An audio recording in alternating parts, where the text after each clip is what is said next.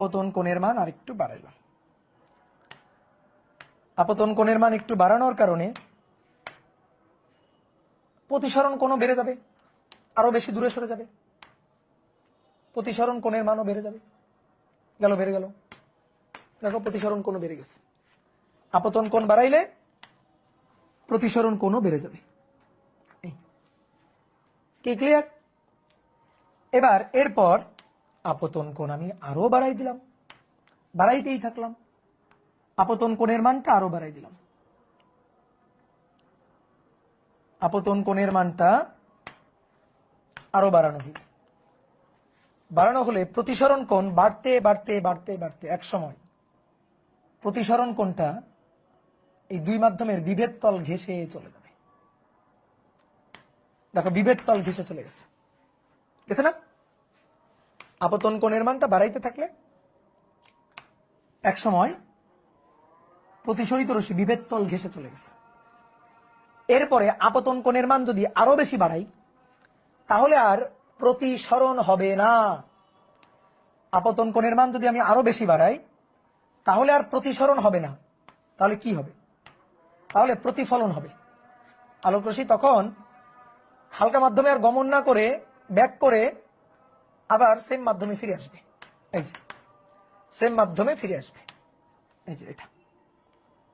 তো এটা কি হয়ে গেল? এটা হয়ে গেল প্রতিফলন। প্রতিফলন এই পর্যন্ত প্রতিসরণ ছিল, এটা হলো প্রতিফলন। তাহলে এবার শোনো, আলোক রশ্মি ঘন থেকে হালকাতে গমনের সময় ঘন মাধ্যম হতে হালকা মাধ্যমে গমনের সময় আপতন কোণের মান বাড়াতে থাকলে প্রতিসরণ কোণের মানও বাড়তে থাকে। আপতন কোণের মান বাড়াতে বাড়াতে বাড়াতে বাড়াতে বাড়াতে বাড়াতে এমন একটা কোণ আপতন কোণ করা হইল যখন প্রতিসরিত রশ্মি বিভেদ তল ঘেঁষে গেছে। দেখো এই যে প্রতিফলিত রশ্মি বিভেদ তল ঘেঁষে গেছে, বিভেদ তল ঘেঁষে প্রতিসরিত রশ্মি গেছে। তো যখন বিভেদ তল ঘেঁষে প্রতিফলিত রশ্মি চলে যাবে, আপতন কোণ যেটা করলে বিভেদ তল ঘেঁষে প্রতিসরিত রশ্মি গমন করবে সেই আপতন কোণটাকেই বলা হচ্ছে সংকট কোণ। এর চেয়ে যদি বেশি মানের কোণে আপতিত করা হয় তাহলে আর প্রতিসরণ ঘটবে না, আলোক রশ্মি সেম মাধ্যমে যাবে। সেম মাধ্যমে চলে যদি যায় তাহলে তো আর প্রতিসরণ হলো না, হয়ে গেল প্রতিফলন। এই প্রতিফলনকে বলা হচ্ছে পূর্ণ অভ্যন্তরীণ প্রতিফলন। কি বুঝতে পারছো? ছোটবেলায় পড়া জিনিস।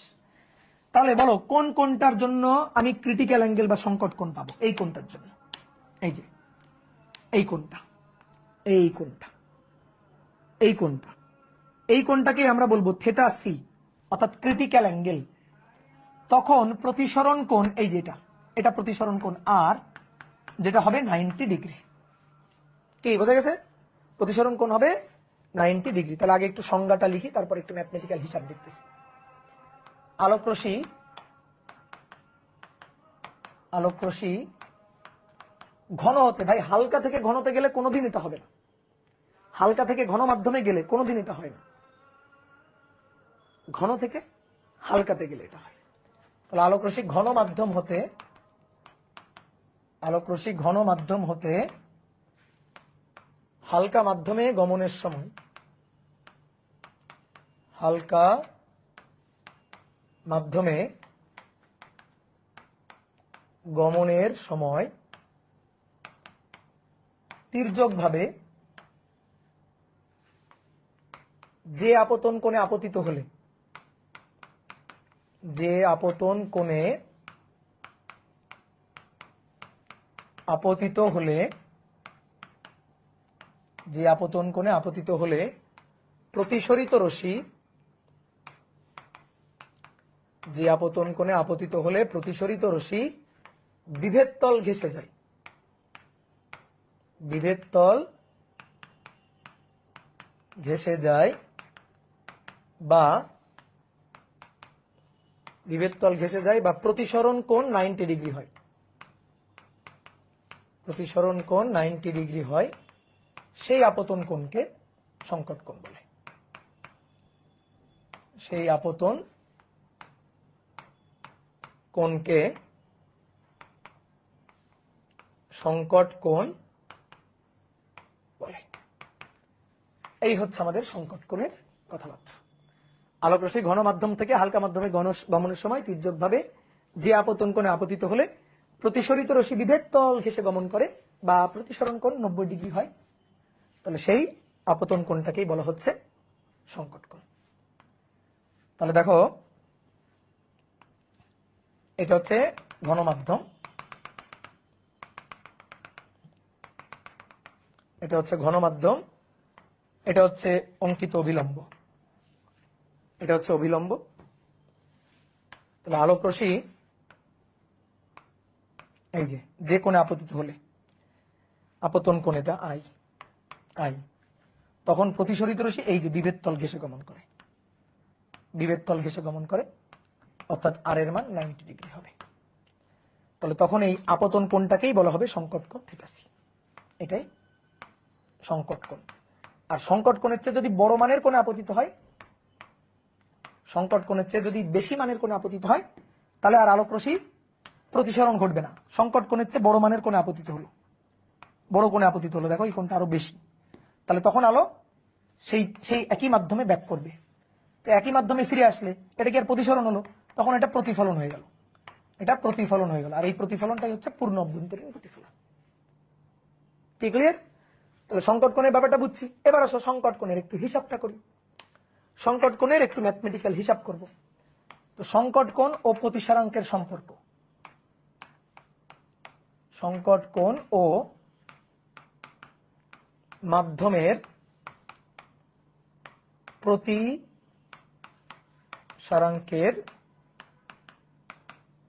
সম্পর্ক, সংকট কোণ ও মাধ্যমের প্রতিসারাঙ্কের সম্পর্ক।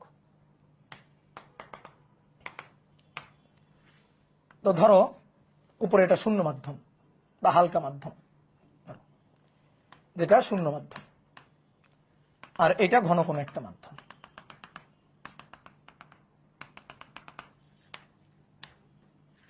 এটা হচ্ছে বিভেদ তলে অঙ্কিত অভিলম্ব।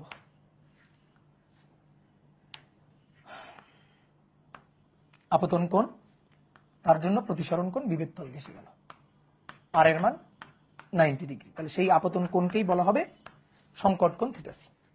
এটা ঘন মাধ্যম, ঘন মাধ্যম, শূন্য মাধ্যমের সাপেক্ষে ঘন মাধ্যমের প্রতিসারাঙ্ক মিউ, পরম প্রতিসারাঙ্ক। মিউটা কি? এই মাধ্যমের পরম প্রতিসারাঙ্ক, মানে শূন্য মাধ্যমের সাপেক্ষে তার প্রতিসারাঙ্ক মিউ। তাহলে আসো হিসাব করি। আলোক রশ্মি দেখো, ভালো করে দেখো, এই মাধ্যমের প্রতিসারাঙ্ক মিউ আর শূন্য মাধ্যম তার প্রতিসারাঙ্ক কত? 1। তাহলে আসো স্নেহের সূত্রে সাধারণ রূপ খাটাই। তাহলে মিউ ইন্টু সাইন আই মানে থিটা সি ইকুয়াল টু এই মাধ্যমের প্রতিসারাঙ্ক শূন্য মাধ্যম বলে 1 গুণ এই মাধ্যমে সাইন আর, যে সাইন আর এর মান 90 ডিগ্রি। বুঝছো? ক্লিয়ার? এটা mu into sine theta C 1 into sine R, sine R এর মান 90 ডিগ্রি, সাইন 91 সবচেয়ে সহজ সূত্র। তাহলে অতএব সাইন থিটা সি এটা equal to 1 divided by mu. এই হচ্ছে আমার প্রতিসারাঙ্ক এবং সংকট কোণের মধ্যে সম্পর্ক। এই হচ্ছে একটা সূত্র, খুব ইম্পর্টেন্ট সূত্র, ঠিক আছে? খুব ইম্পর্টেন্ট একটা সূত্র। তাহলে মিউ কি? মিউ হচ্ছে মাধ্যমের প্রতিসারাঙ্ক। এইবার একটু শোনো, বলো এই মিউটা এই মাধ্যমের পরম প্রতিসারাঙ্ক না? যেহেতু উপরে শূন্য মাধ্যম, শূন্য মাধ্যম হালকা মাধ্যম, প্রতিসারক মাধ্যম ঘন মাধ্যম, তাহলে শূন্য মাধ্যম সাপেক্ষে এই মাধ্যমের প্রতিসারাঙ্ক। তুমি আমার জাস্ট এইটা বলো, এই মিউটা হালকা সাপেক্ষে ঘন না ঘন সাপেক্ষে হালকা? বলো বলো বলো, হালকা সাপেক্ষে ঘন নাকি ঘন সাপেক্ষে হালকা? মিউটা, মিউ এর পরিচয়টা, মিউ এর পরিচয়টা, ঠিক আছে? মিউ এর পরিচয়টা। একজন বলছে ঘন থেকে হালকা, নো, শূন্য মাধ্যম আর এটা প্রতিসারক মাধ্যম, তার প্রতিসারাঙ্ক মিউ। মিউ এর পরিচয় শূন্য মাধ্যম হালকার সাপেক্ষে ঘন, আর ঘনর সাপেক্ষে হালকা 1 বাই মিউ। তাহলে মিউ এর পরিচয় কি? মিউ এর পরিচয় হচ্ছে শূন্য মাধ্যম সাপেক্ষে এই মাধ্যমের প্রতিসারাঙ্ক। তার মানে কি? এটা হালকা সাপেক্ষে ঘন মাধ্যমের প্রতিসারাঙ্ক। তাহলে মাথায় রাখবা, যখন সংকট কোণ দিয়ে sine theta C equal to 1 by mu বসাবা, মিউ এর পরিচয়টা হইতে হবে হালকা সাপেক্ষে ঘন এর প্রতিসারাঙ্ক, হালকা সাপেক্ষে ঘন এর প্রতিসারাঙ্ক। প্রতিসারাঙ্ক। কথা কি বুঝছো? কেউ যদি বলো ভাই আমি এটা মনে রাখবো sine theta C equal to শুধু মিউ, এটাও কিন্তু সূত্র মনে রাখা যায়, কোনো সমস্যা নেই। তখন মিউ এর পরিচয় হবে ঘন সাপেক্ষে হালকা, তখন এই মিউ এর মানটা বসাইতে হবে ঘন সাপেক্ষে হালকা। তাহলে সুন্দর করে এই পরিচয়টা মাথায় রাখবা। মিউ এর পরিচয় কি? মিউ এর পরিচয় এই যে শূন্য মাধ্যম সাপেক্ষে এই মাধ্যম, অর্থাৎ হালকা সাপেক্ষে ঘন এর প্রতিসারাঙ্ক। হালকা সাপেক্ষে ঘন মাথায় রাখবা, এটা হয়ে গেল। ঠিক? তাহলে চলো এবার দেখি ম্যাথ প্রবলেম, সংকট কোণের ম্যাথ প্রবলেম। ও আচ্ছা, সংকট কোণ পড়তে গেলে যেটা সংকট কোণ মানে পড়লে যেটা আসলে অলরেডি পড়া হয়ে যায় সেটাই হচ্ছে পূর্ণ অভ্যন্তরীণ প্রতিফলন। অলরেডি আমি পড়ে ফেলছি পূর্ণ অভ্যন্তরীণ প্রতিফলন কি। পূর্ণ অভ্যন্তরীণ প্রতিফলন কি? আলোক রশ্মি যখন ঘন থেকে হালকা মাধ্যমে গমন করে তখন সংকট কোণের চেয়ে বেশি মানের কোণে আপতিত হলে আলোক রশ্মি প্রতিসরিত না হয়ে আবার প্রতিফলিত হয়ে পূর্বের মাধ্যমে গমন করে, সেইটাকেই বলা হচ্ছে পূর্ণ অভ্যন্তরীণ প্রতিফলন। তাহলে লিখো পূর্ণ অভ্যন্তরীণ প্রতিফলন। পূর্ণ অভ্যন্তরীণ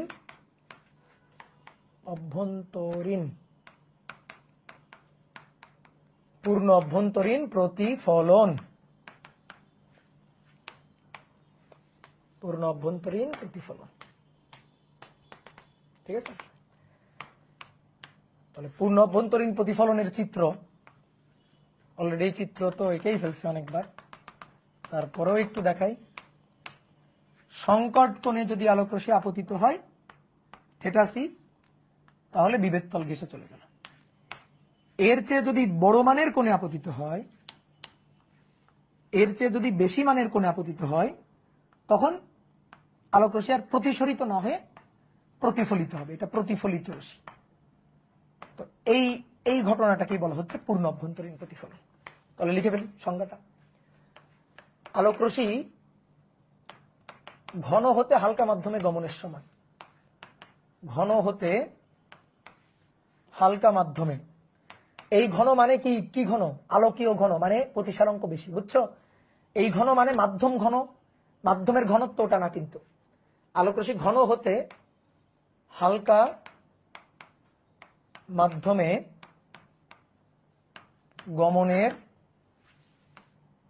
গমনের সময় সংকট কোণের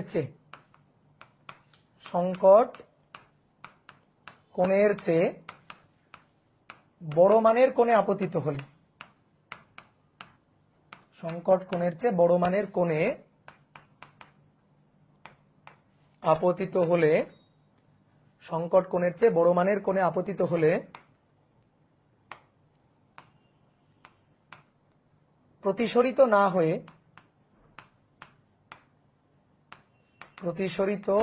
হয়ে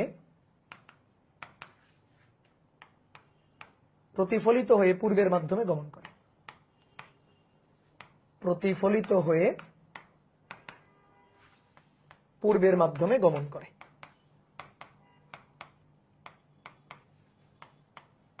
পূর্বের মাধ্যমে গমন করে, এই ঘটনাকেই পূর্ণ অভ্যন্তরীণ প্রতিফলন বলে।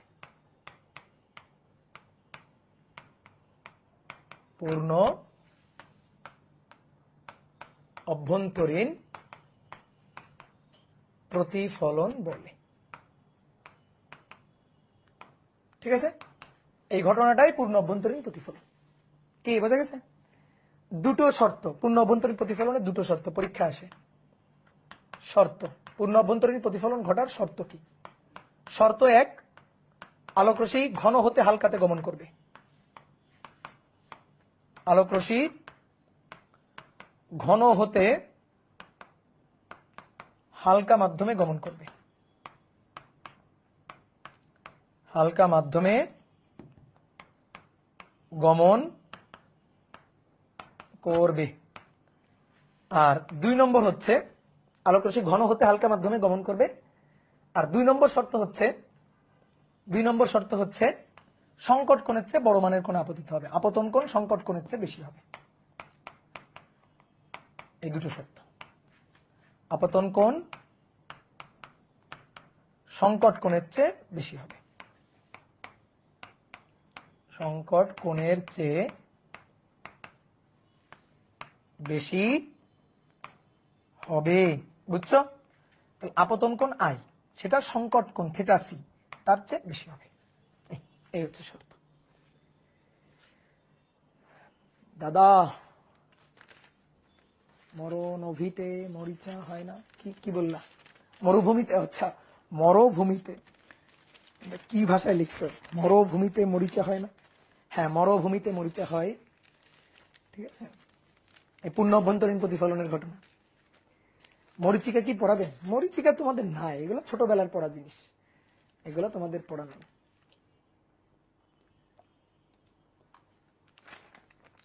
বুঝাই দেন একটু? আচ্ছা বুঝাই দিব, সমস্যা নাই, সমস্যা নাই, বুঝাই দিব, কোনো সমস্যা নেই।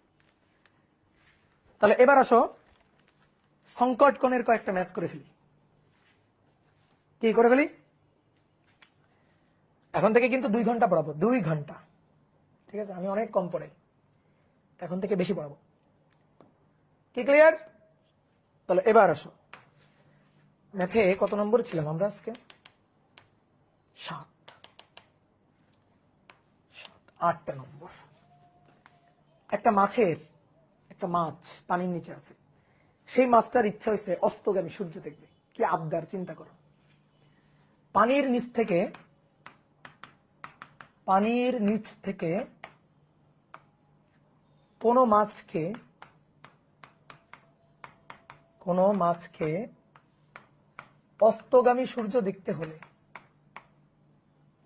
অস্তগামী সূর্য দেখতে হলে কত কোণে তাকাতে হবে? কত কোণে তাকাতে হবে? তাকাতে হবে, বুঝছো? পানির নিচে একটা মাছ আছে, তার ইচ্ছা হয়েছে অস্তগামী সূর্য দেখবে। ও, পানির প্রতিসারাঙ্ক বলে দিছে, এটা না বললেও জানি আমরা। পানির প্রতিসারাঙ্ক 4/3। পানির প্রতিসারাঙ্ক 4/3, এটা না বললেও আমরা জানতাম। তাহলে আসো, এটা হচ্ছে পানির পৃষ্ঠ।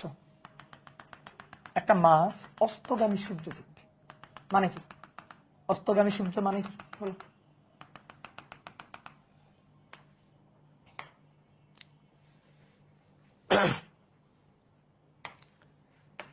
এই যে সূর্য, ছোট করা যায় না?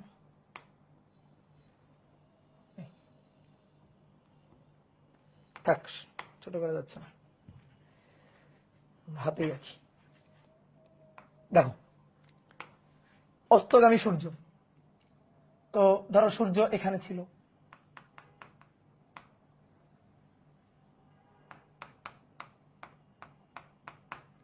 তারপরে অস্ত যাচ্ছে, সূর্য আস্তে আস্তে অস্ত যাচ্ছে, এই যে সূর্য অস্ত যাচ্ছে। তাহলে বলো তো, এই 3টার মধ্যে কোনটা অস্তগামী সূর্য? 4টার মধ্যে কোনটা অস্তগামী সূর্য? এই যে এটা অস্তগামী, অস্ত যাচ্ছে। এই অস্তগামী সূর্য দেখতে হলে একটা মাছকে পানির নিচ থেকে কত কোণে তাকাইতে হবে? ঠিক আছে, তো ধরো এখানে একটা মাছ,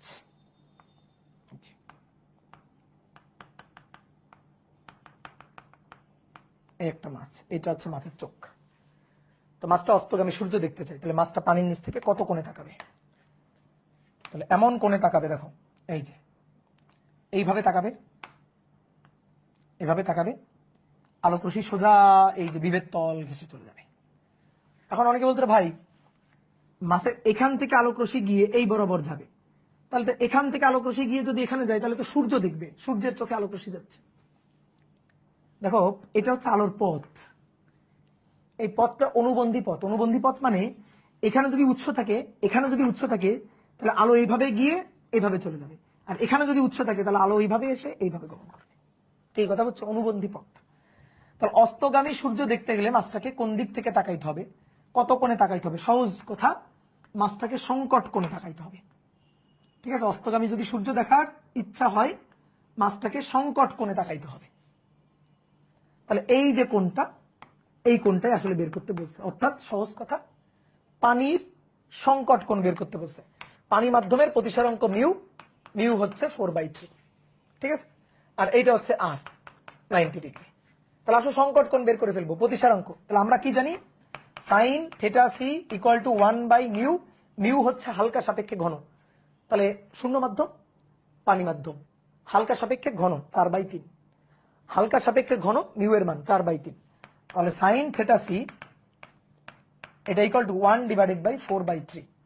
তাহলে অতএব theta C equal to sine inverse 3/4। Sine inverse 3/4, এটা খুব জনপ্রিয় একটা এমসিকিউ। 48.59 ডিগ্রি। এত কোণে মাস্টারকে তাকাইতে হবে। কি বুঝলা? ক্লিয়ার? তুমি যদি মনে করো ভাই আমি সংকট কোণের সূত্র দিয়ে করব না, আমি স্নেলের সূত্র দিয়ে করবো, আমার কোনো আপত্তি নেই। Mu into sine theta C equal to শূন্য মাধ্যমের প্রতিসারাঙ্ক 1 গুণ সাইন আর, সাইন 90 ডিগ্রি। তুমি যদি মনে করো এভাবে বের করবা, মিউ এর মান 4/3 গুণ sine theta C equal to 1, তাহলে অতএব theta C equal to sine inverse 3/4। তো তুমি যদি মনে করো এভাবে করবা, আমার আপত্তি নেই। 48.59, ইয়েস, এভাবে করতে পারো। বুঝলা?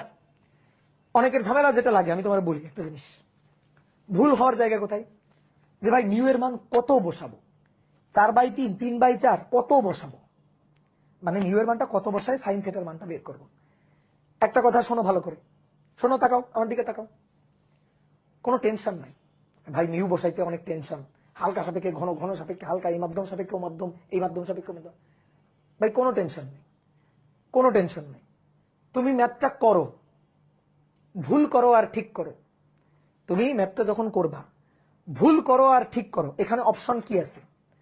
আমি যদি ভুল করি আর ঠিক করি, যাই করি না কেন, সাইন ইনভার্স 3/4 অথবা সাইন ইনভার্স 4/3, মানে এই ছাড়া তো কেউ ভুল করবে না, হয় এটা নয়তো এটা।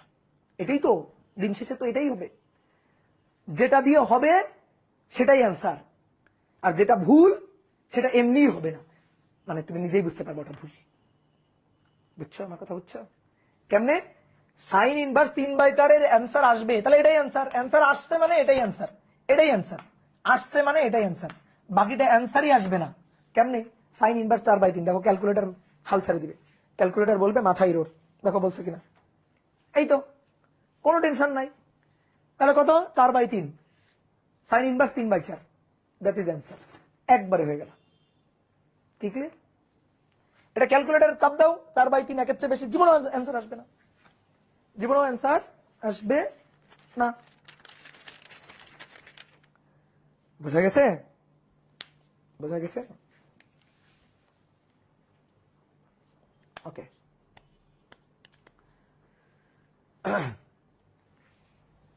এবার 9 নম্বর, বায়ু সাপেক্ষে। দেখো বায়ু মানে শূন্য মাধ্যম ধরে নিবা, শূন্য মাধ্যমের প্রতিসারাঙ্ক একেবারে 1, আর বায়ু মাধ্যমের প্রতিসারাঙ্ক 1.0000 সামথিং, তার মানে 1। তো এই কারণে বায়ু বললে শূন্য মাধ্যম ধরে হিসাব করবা। বলছে বায়ু সাপেক্ষে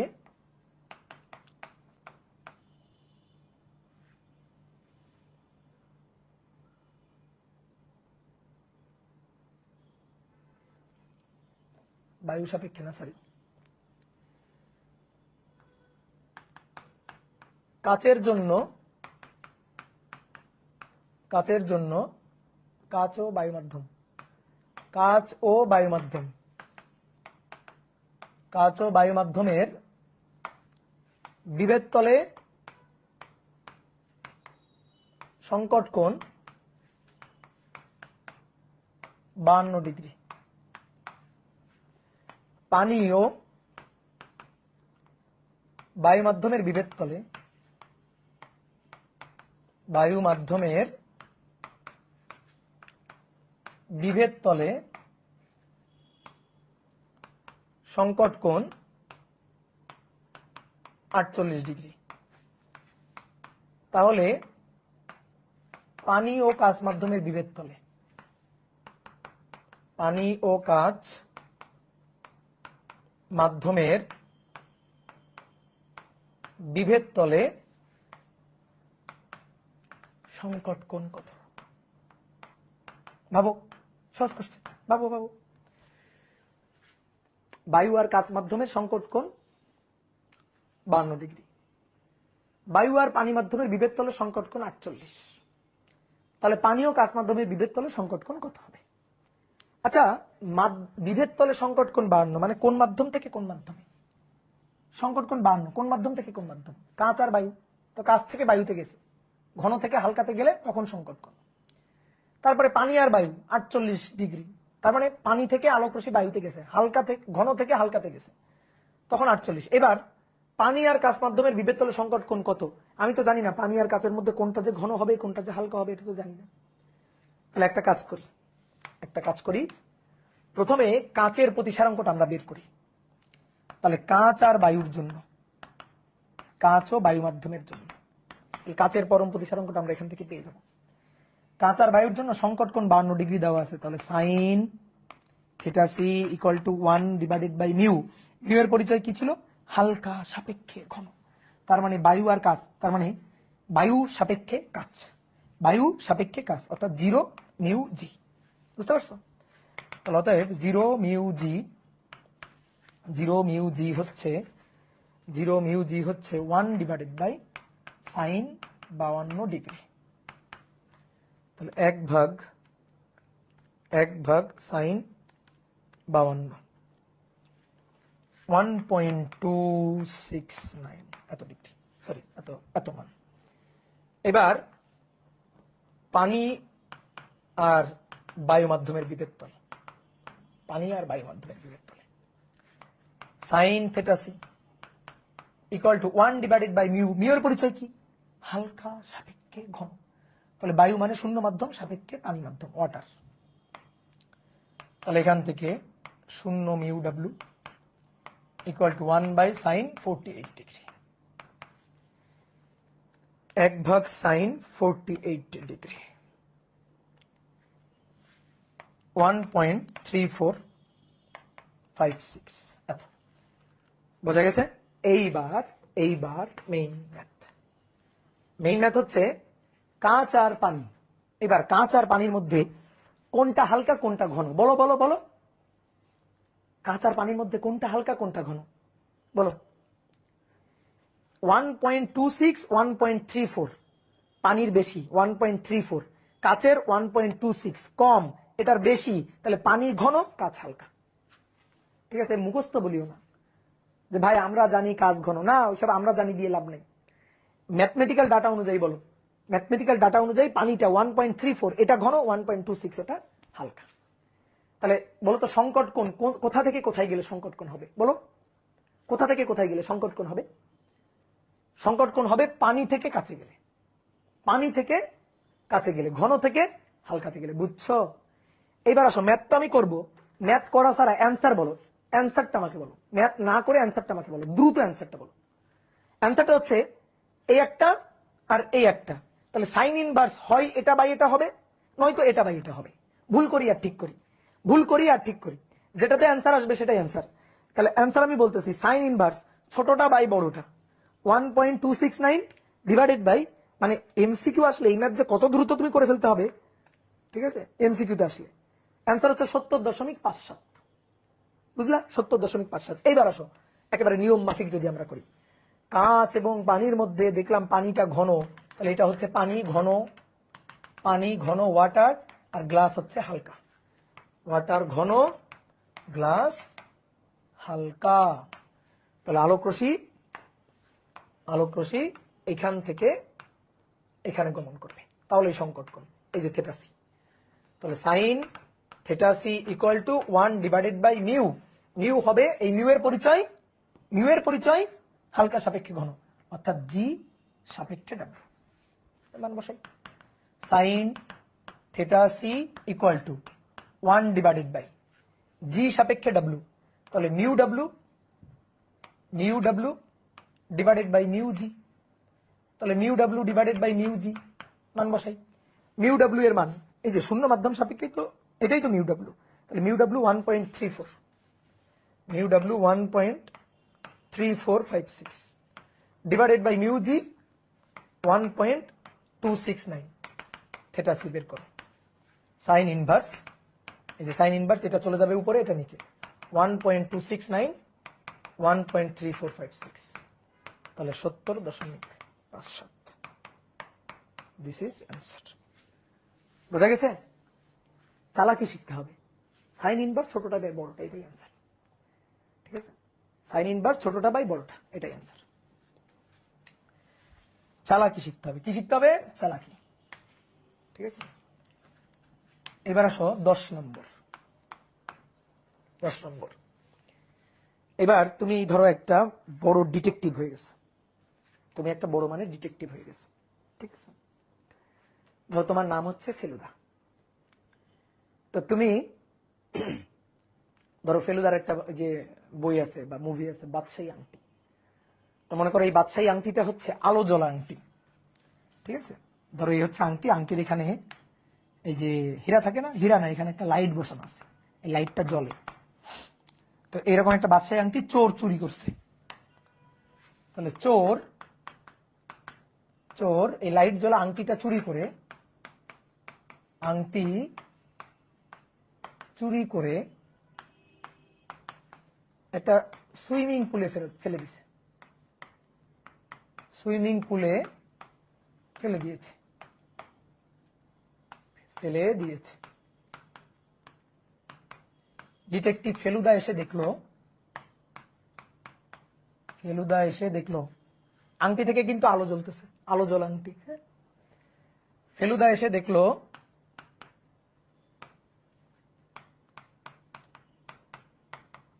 আংটি থেকে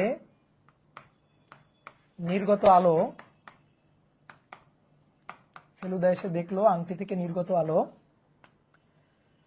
পানির পৃষ্ঠে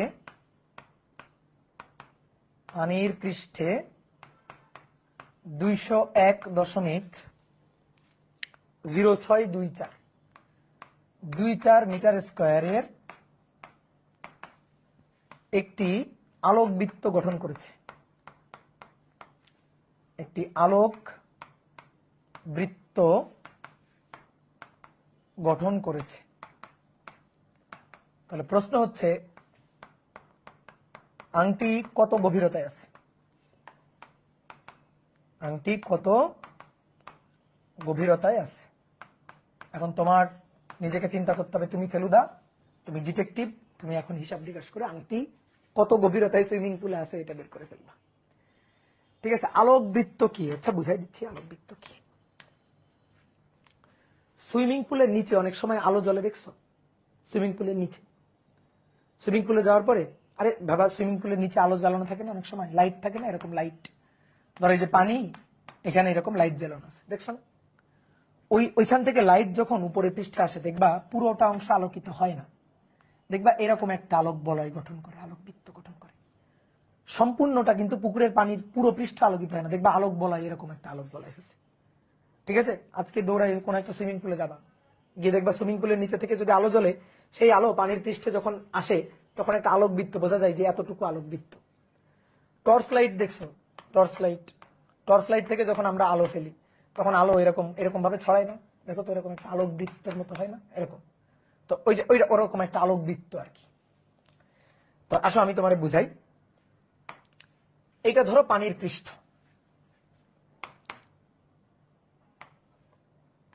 এটা ধরো পানির পৃষ্ঠ, ঠিক আছে? আর সুইমিং পুলের গভীরতা ধরো এটা, এটা হচ্ছে ধরো সুইমিং পুলের গভীরতা। এইখানে এই যে আংটি জ্বলতেছে, ঠিক আছে, এটা হচ্ছে আংটি, এই আংটির এখানে এই যে লাইট, এখান থেকে আলো জ্বলতেছে, আলো আলো নির্গত হচ্ছে। এখন ফেলুদা আসছে, এই হচ্ছে ফেলুদা, ঠিক আছে, ফেলুদা সে এসে দেখতেছে যে এখান থেকে নির্গত আলো সুইমিং পুলের পানির পৃষ্ঠে একটা আলোক বৃত্ত গঠন করছে। কেন আলোক বৃত্ত গঠন করলো, এটাই হচ্ছে কথা। দেখো পানি,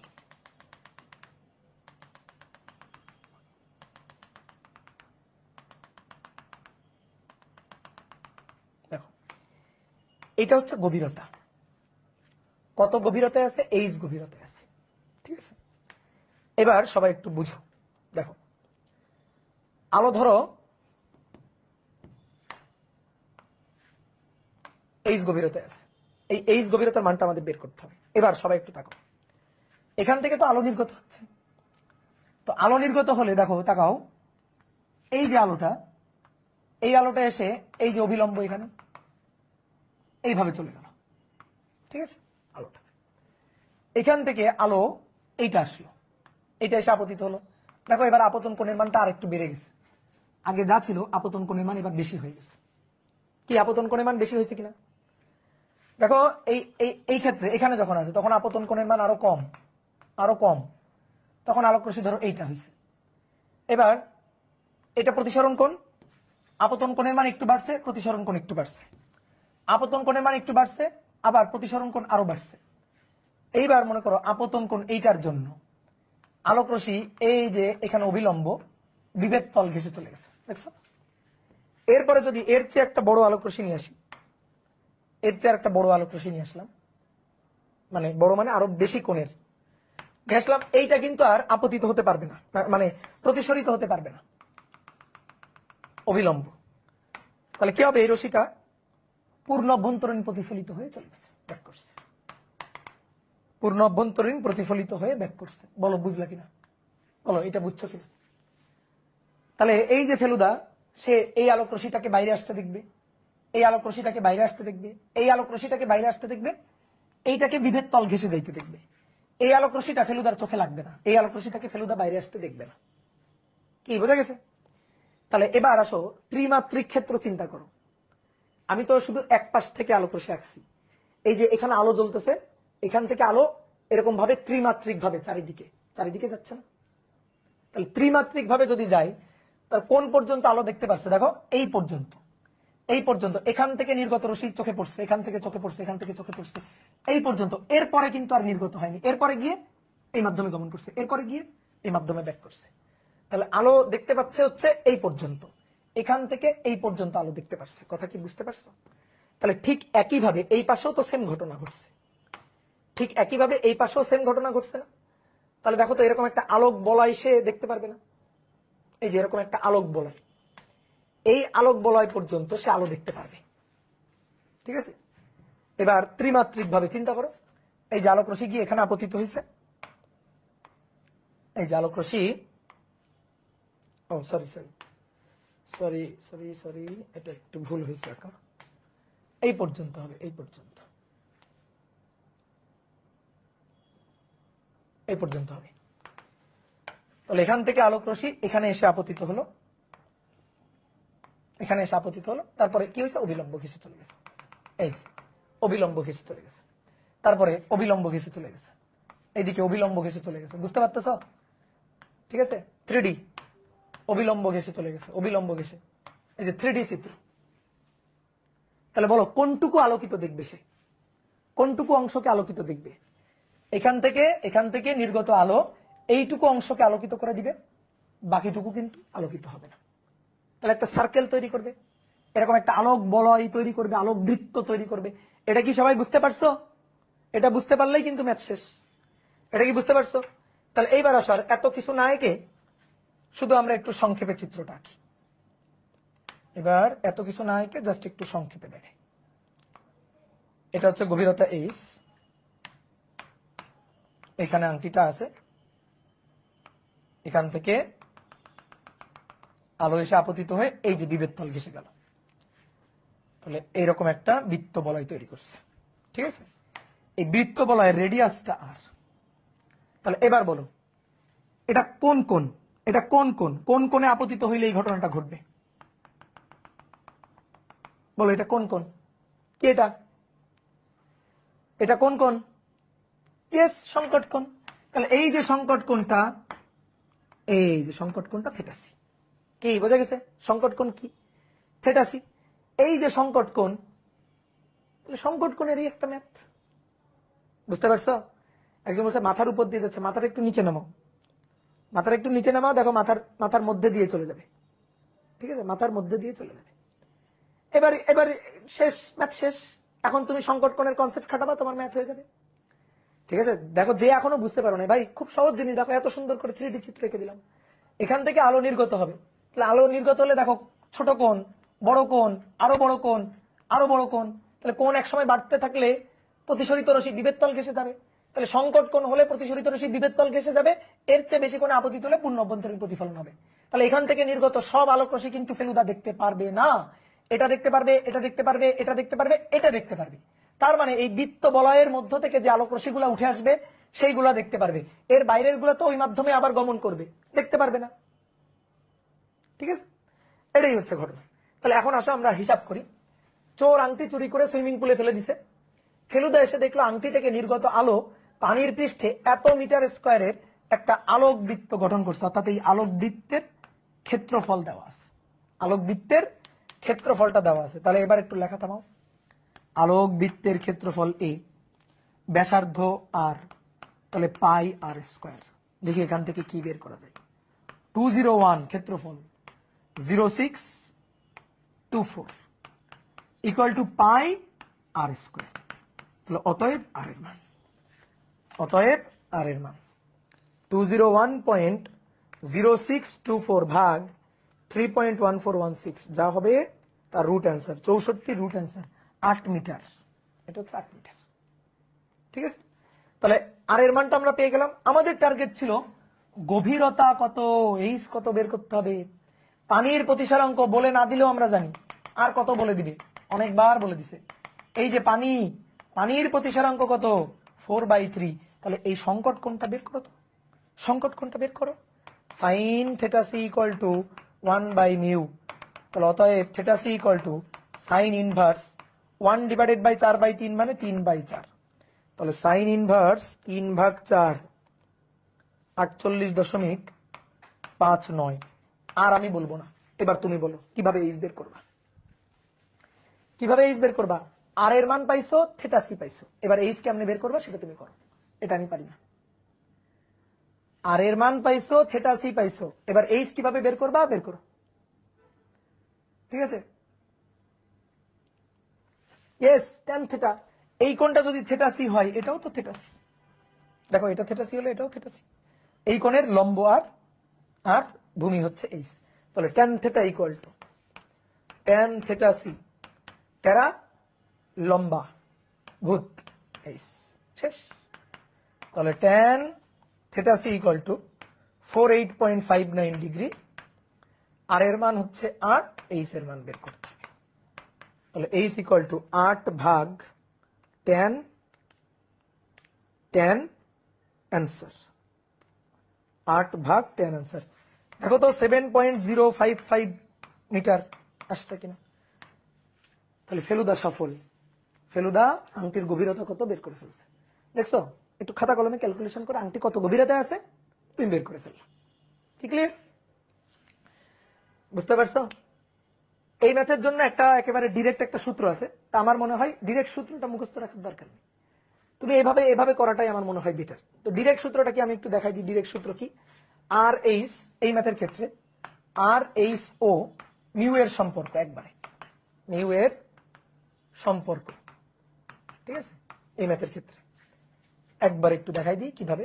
বাট আমার মতে তুমি ওই আগে যেভাবে করালাম ওইভাবেই করবা, তোমার ডিরেক্ট সূত্র দরকার নেই। বাট অনেক জায়গায় এই সূত্র ডিরেক্ট দেখতে পারো, তো কোনো ব্যাপার না। দেখো এই যে এইটা হচ্ছে theta C, sorry sorry sorry sorry,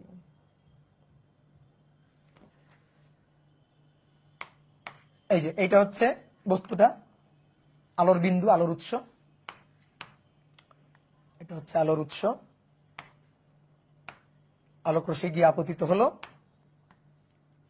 আপতিত হয়ে সংকট কোণ। এই কোণটা সংকট কোণ থেটা সি, এটা থেটা সি হলে এটাও থেটা সি। এবার এইটুকু হচ্ছে আর, এই যে বৃত্ত বলয়ের ব্যাসার্ধ, আর এইটুকু হচ্ছে এইচ গভীরতা। তাহলে দেখো তো এটা একটা সমকোণী ত্রিভুজ, তাহলে এইটা equal to root over R square plus H square, অতিভুজ। এটা আর, এটা এইচ, তাহলে root over R square plus H square. আর এই মাধ্যমের প্রতিসারাঙ্ক মিউ। তাহলে আমরা কি জানি, sine theta C equal to 1 divided by mu. এবার সাগরে লবণ আছে, কোণের বিপরীতটা লম্ব আর, আর অতিভুজ হচ্ছে root over R square plus H square 1 divided by mu. এবার একটু বর্গ করে দাও, বর্গ করে দিলে R square R square plus H square 1/μ²। কোনাকুনি গুণ করো। R square plus H square equal to μ² R square. তাহলে H square equal to μ² R square minus R square. তাহলে সম্পর্ক হচ্ছে H square equal to R square, sorry হ্যাঁ R square common নিয়ে μ² minus 1। ঠিক আছে, এবার এটাকে এভাবেও লিখতে পারো, H equal to R √μ² minus 1। তাহলে ডিরেক্ট আর ও এইচ এর মধ্যে সম্পর্ক এটা, বাট এটাকে আমি বলছি না সূত্র হিসাবে মুখস্থ করবা, ঠিক আছে, দরকার নাই, সূত্র হিসাবে মুখস্থ করার দরকার নেই। তুমি ভাই এভাবেই করো, কত সূত্র মুখস্থ রাখবা, তুমি এইভাবেই করো। আর যদি মনে চাই যে না এইভাবে তো ভাই একবারে হয়ে যায়, করতে পারো, আমার কোনো আপত্তি নেই। আর √μ² মাইনাস 1, দেখো এইচটা বের করতে চাইছিলাম, আর এর মান ছিল কত, আর এর মান ছিল 8, √μ মানে 4/3 তার স্কোয়ার মাইনাস 1। দেখি কত আসে, 4/3 তার স্কোয়ার মাইনাস 1, রুট অ্যান্সার গুণ 8, এই যে 7.055। ক্লিয়ার? তো এই সূত্রটা মুখস্থ রাখার কোনো দরকার নেই। তারপর আমি একটু দেখাই দিলাম, যদি বিভিন্ন জায়গায় এরকম সূত্র দেখো বইয়ে তো থাকতে পারে, তো ভয় পাওয়ার কিছু নাই। ঠিক আছে, এবার আসো বুটেক্সে আসা একটা ম্যাথ, সেম ম্যাথটা বুটেক্সে আসা, সেম টাইপের একটা ম্যাথ বুটেক্সে আসা। এটা কত গেল, 10, 11 নম্বর বলতেছে যে একটি মাছ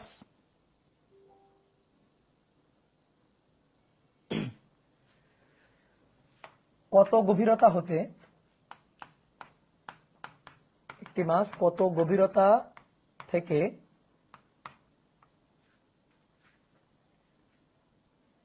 কত গভীরতা থেকে মাছের চোখে পানির পৃষ্ঠকে 57 সেন্টিমিটার ব্যাসার্ধের বৃত্তাকার তল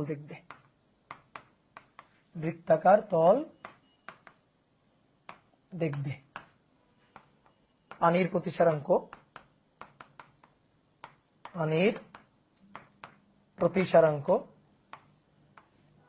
4/3। ঠিক আছে, এই যে আমাদের ক্যামেরাতে অনেক সময় বলি না যে আমরা পাখির চোখ বা মাছের চোখের ক্যামেরা দেখছো না, আমরা ক্যামেরায় অনেক সময় যে ফাংশন থাকে, তো এরকম এবার একটা মাছ পানির নিচে আছে, সে পানির পৃষ্ঠে উপরে যখন তাকাবে তখন সে পানির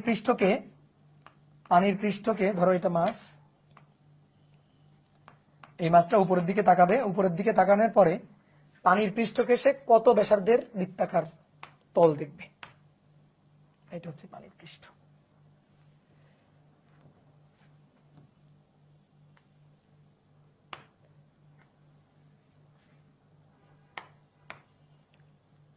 তাহলে এইটা হচ্ছে গভীরতা, এটা হচ্ছে মাছের গভীরতা আছে, এইচ গভীরতা। এবার এখান থেকে এই যে মাছের চোখ থেকে আলোক রশ্মি যাবে, গিয়ে এই যে বিবেক তল ঘেঁষে যাবে, এখান থেকে আলোক রশ্মি যাবে সেটা কিন্তু পাস করবে, এখান থেকে আলোক রশ্মি যাবে সেটা পাস করবে, শুধু এটা বিবেক তল ঘেঁষে যাবে। তাহলে মাছ এরকম একটা আলোক বৃত্ত দেখবে, মাছের চোখে পানির পৃষ্ঠটা এরকম একটা বৃত্তাকার তল মনে হবে, মাছ উপরের দিকে তাকাইলে পানির পৃষ্ঠকে এরকম একটা বৃত্তাকার তল দেখবে। তো তার ব্যাসার্ধ আর, এই আর এর মান আমাদের বলে দিছে 57 সেন্টিমিটার। তাহলে এইচ এর মানটা কত, আর মিউ এর মান হচ্ছে 4/3। বলো পারবা কিনা, বলো সহজ কিনা?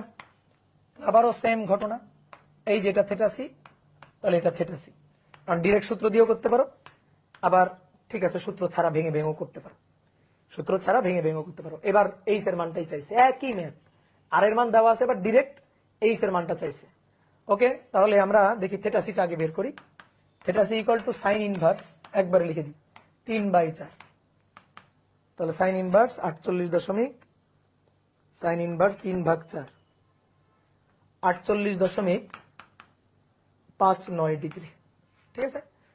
আর sine theta C equal to লম্ব R divided by, sorry sine তো না, ট্যান থেটা সি, এটা ইকুয়াল টু লম্ব আর বাই ভূমি এইচ। তাহলে ট্যান 48.59 ডিগ্রি, আর এর মান হচ্ছে 57 সেন্টিমিটার, সেন্টিমিটারে থাকুক, আমরা এইচও সেন্টিমিটারে বের করবো। তাহলে 57 ভাগ নিচে ট্যান অ্যান্সার, 57 ভাগ ট্যান আনসার। তাহলে 50.269 এত সেন্টিমিটার। ডান, কি ক্লিয়ার? বুঝতে পারছি? গুড। বোঝা নাই? আজকে বাদ দেন। ওকে, তাহলে আজকে এই পর্যন্ত থাকুক। তাহলে অনেকক্ষণ পড়াই ফেলছি। তাহলে সংকট কোণ শেষ। আরো পড়াবো না? থাক, আজকে মেলা পড়াই ফেলছি। আজকে অলরেডি 16 পৃষ্ঠা পড়াই ফেলছি। অন এভারেজ আমি 10-11 পৃষ্ঠা পড়াই। আজকে অনেক বেশি পড়াই ফেলছি। তো এখন কিন্তু এরকম বেশি পড়াইতে হয়, বুঝছো? বগুড়া আসেন? হ্যাঁ, বগুড়া যাবো। এই যে শুক্রবারে বগুড়া যাবো, শুক্রবার বগুড়া যাবো। ঠিক আছে, টাটা।